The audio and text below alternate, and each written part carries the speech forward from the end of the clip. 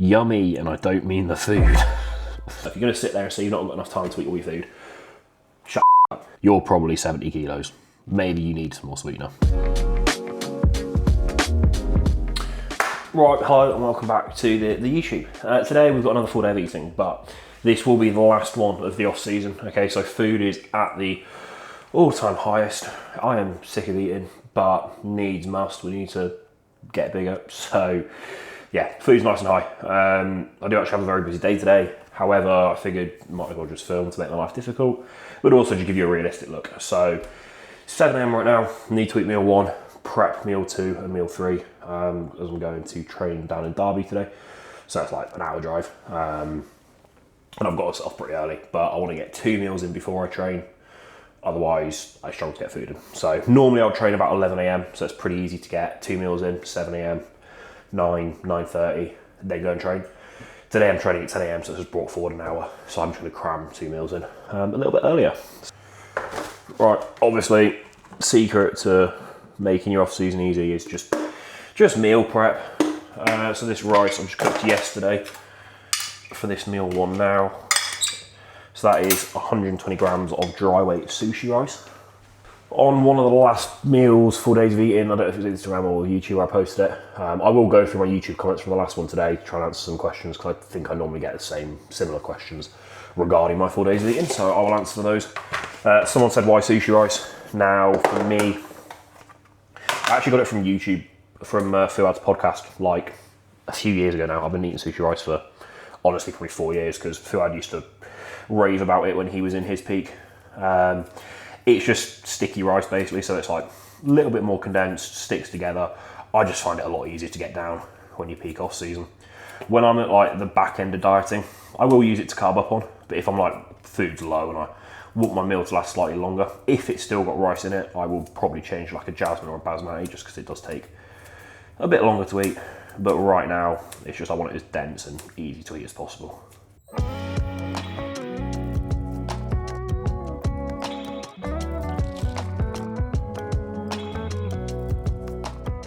I forgot one very important part, and that's my apple that I eat after I've eaten that. Bit of fibre, bit of fruit, easy way to get 20 grams of carbs in.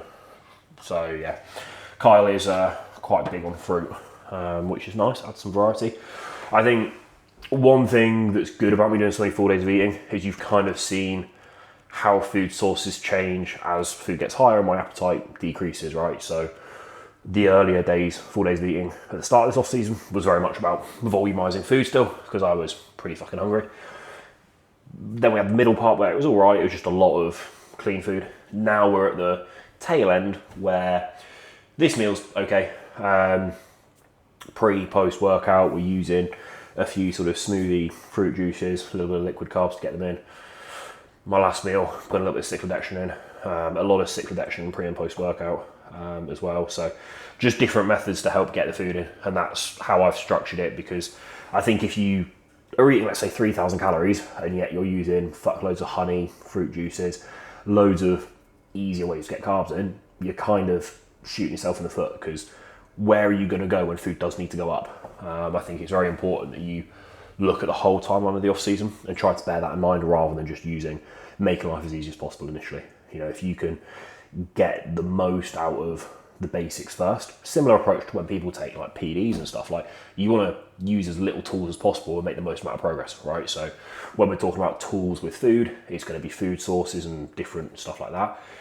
Keep it as basic as possible to start with, so then you've got things to change to when appetite does start to slow, to then keep you going and able to get to the end of the off season. So what we've done is we've increased fruit, as I said, fruit juices, honeys, oils, stuff like that, that's really easy to get more food in without actually increasing the food volume. Because another thing for me is keeping my waist tight, right? It is surprisingly tight still, which is fantastic. I'm very happy with how my waist is holding and where we're at, considering I'm eating, nearly 6,000 calories a day.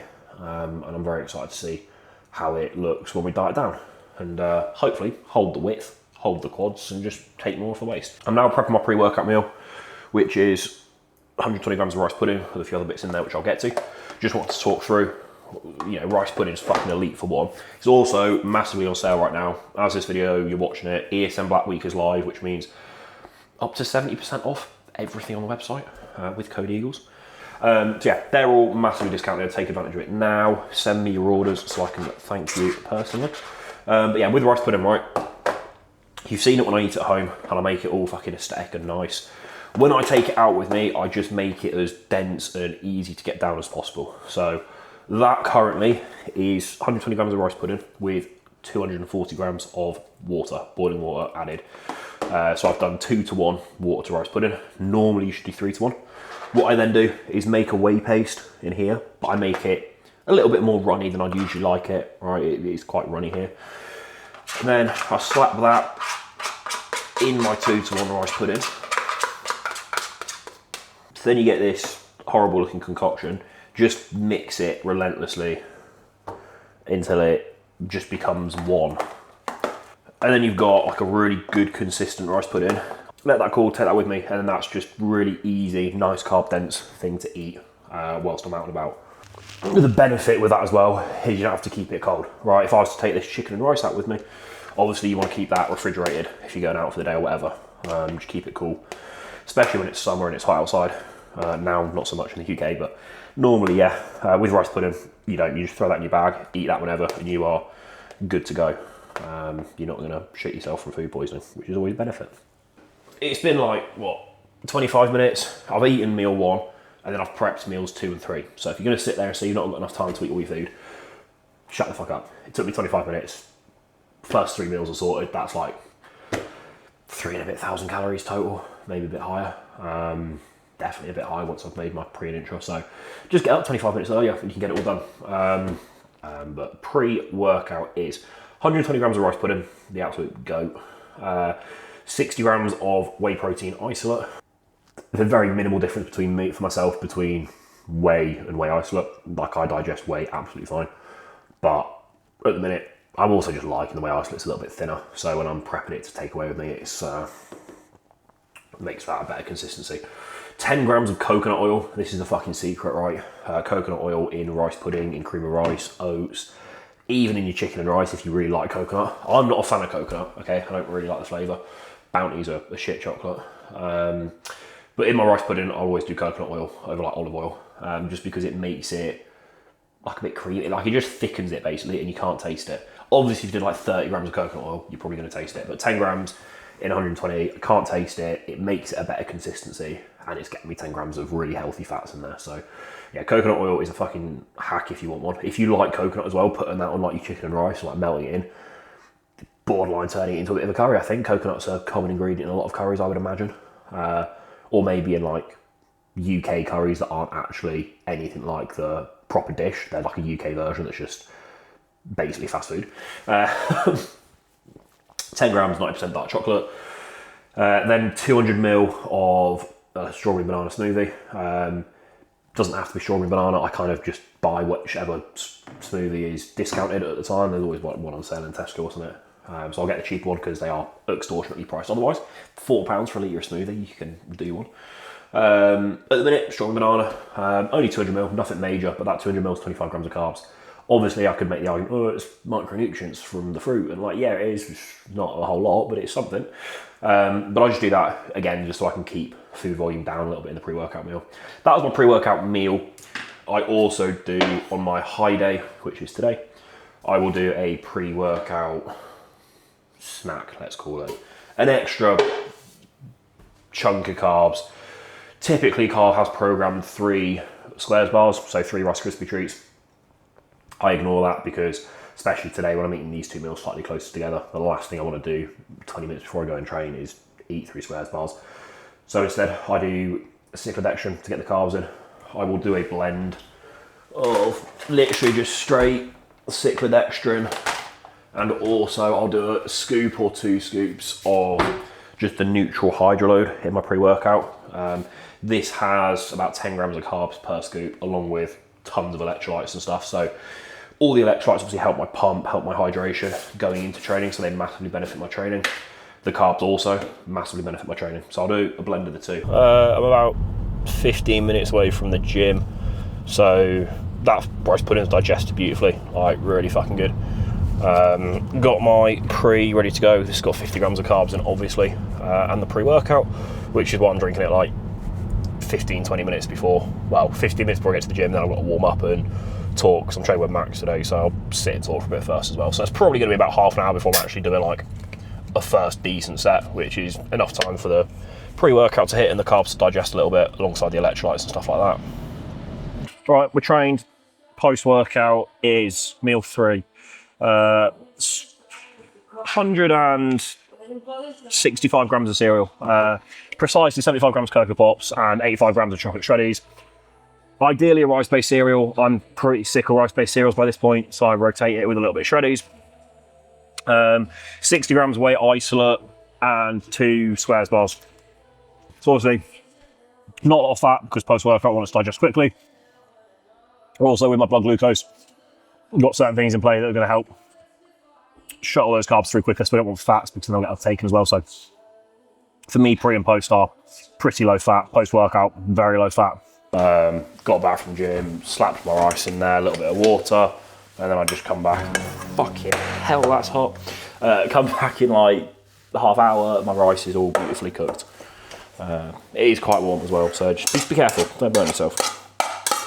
Lovely, what a original meal. I'll also probably treat myself to a caffeine-free Pepsi Max with this meal. And if you didn't know, a Pepsi, like a normal Pepsi Max, has like 40 milligrams of caffeine in, which is like half a coffee, which is actually kind of mental. It's literally like, if you have 2 Pepsis, that's the equivalent of a fucking Red Bull, which is pretty surprising. So I do the caffeine-free one because I want to sleep so good, because I just want it more than all of you. So that's effectively it. But right, I'm gonna go eat this delightful meal and then carry on work, and then I'll see you for the 5th meal of the day, which is my favourite.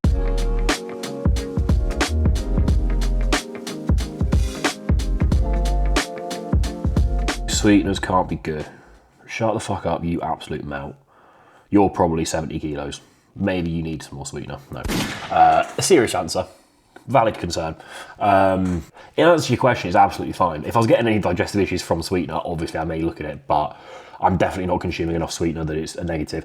And sweetener in general is hard for it to be negative. You have to be consuming a fucking stupid amount of it, and then really the negative's just going to be gastric distress, and you're probably going to fart a lot.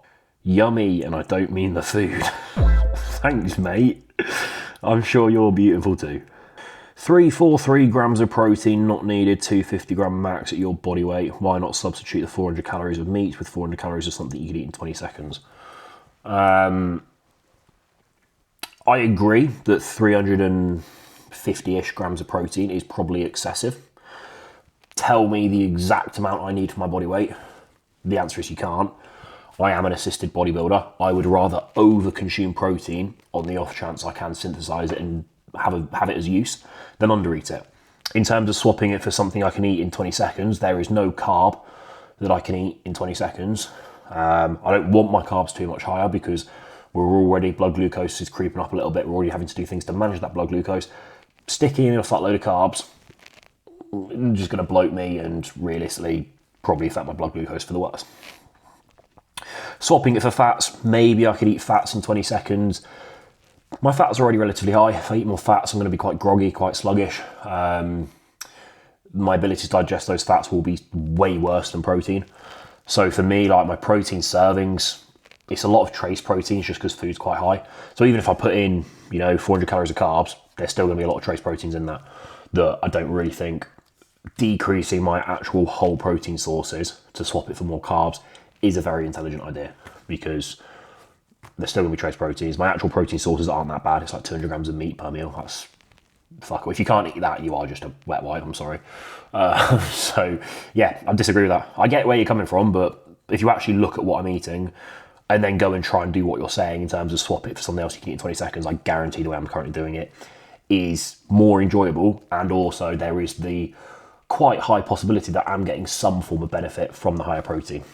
If you are someone who's maybe got kidney issues and you can't really handle that much protein, or you fucking just hate food and genuinely can't eat, your stomach's fucked, it's bloated all the time, then yeah, maybe drop your protein down.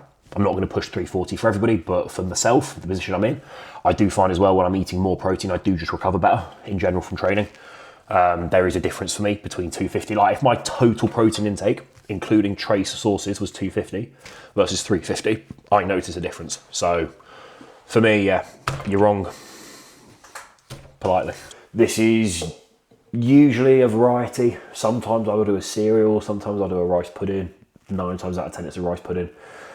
On days where I'm a little bit behind on food, maybe I've had to eat my 5th meal a little bit later, I'll usually just do a shake because I'm pretty strict with my bedtime. So I'm not going to stay up late to get my meals in. I'm just going to get my meals in, then go to bed because sleep is as important, and I've always been able to get the food in.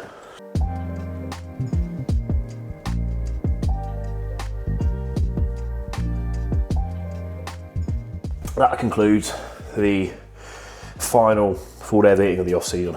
I can't believe how quick it's gone. It does not feel like that long ago since I stepped off stage.